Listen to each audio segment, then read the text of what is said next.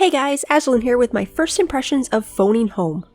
Phoning Home is an atmospheric, story-driven exploration survival game. You play as a mute robot named Ion, and you crash land on an alien planet. With the guidance of your ship's AI, you must find a way to phone home for help. Not long into your mission, you come across another robot named Annie. The two of you must work together as strange alien life emerges and the planet itself defies the laws of nature. I find the story very interesting, and I definitely get that WALL-E meets E.T. vibe, but with a different tone for the narrative. The majority of the game is essentially a walking simulator. Exploration is often necessary in order to find the resources you need to craft the tools to survive. Having a scanner to detect and identify nearby resources and a compass for direction are two things that I really liked about the game. The survival mechanics aren't too bad to manage, but if you don't explore the right locations, you can easily miss out on a huge stock of resources that you will probably need. There is some combat that you can take part in, or you can choose to avoid it. The combat is easy, but I admit that some of the creatures spawning startled me a few times. Overall, the combat was a nice addition to give more excitement to the game.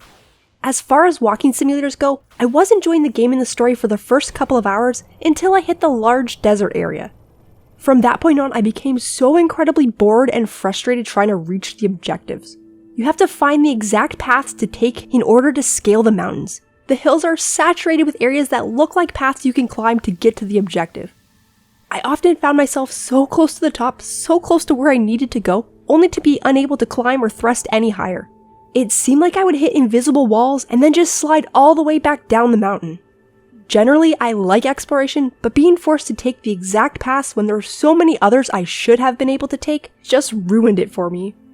To help with climbing, you have thrusters, which are inconsistent. It was a bit irritating at times to barely get any lift at all, while other times you get some decent height using the exact same amount of thrust. Having fall damage wouldn't have been so bad if the thrusters were actually reliable. And speaking of fall damage, the game went and autosaved right as I was falling to my death, leaving me in a loop of dying. Fortunately, I had quick saved and manually saved not too long before, but autosaves like that should never happen in the first place. Along with a lot of walking, you'll also be babysitting a lot. You'll need to guide, carry, maintain, and protect another robot, Annie. It's a neat idea, but it usually feels like more of a hassle than anything else. I wish I could have just left her somewhere, but she requires upkeep and nags a lot when you don't tend to her needs. After finally climbing up and repairing the first tower, a storm came and Annie said to go ahead and explore and that she would catch up after the storm ended. So I did. The storm lifted, but she never followed, and autosaves occurred after I had gotten a fair ways away, so I couldn't find my way back up again. After my initial frustrations with finding my way up in the first place, and Annie not following like she said she would, I did my best to finish up the mission without her, but it is impossible without having her by your side. After all the time I wasted with no way to load a save without losing a ton of progress, I gave up. In hindsight, I should have manually saved more frequently, but I also think that having to manually save hurts the immersion. The environments look fantastic, the characters are adorable, and there are some cool creatures to see. The music and the atmosphere are very good, and I love the sound of the rain. It was so pleasant and calming. The voice acting is done very well, but the constant beeping of Annie got on my nerves a bit. The controls are customizable, except that the thumb mouse buttons are not supported. The game also has controller support, but it's not as optimized as it could be. I played the game for a bit over 5 hours, and the last 3 hours of that time I wanted to stop playing. Phoning Home looks amazing, sounds great, and has an intriguing story, and I'm sure some people will enjoy it. However, I cannot recommend this game, as I didn't enjoy a large portion of the experience.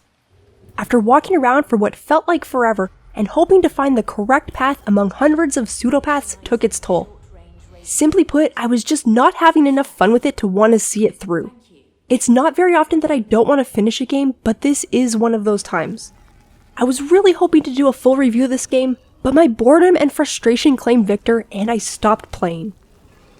If you'd like to check out the first half hour of gameplay, I'll post a link in the description below. I hope my first impressions has helped you. If you enjoyed it, please like, subscribe, and post your feedback in the comments below. Thanks everyone, and have a wonderful day.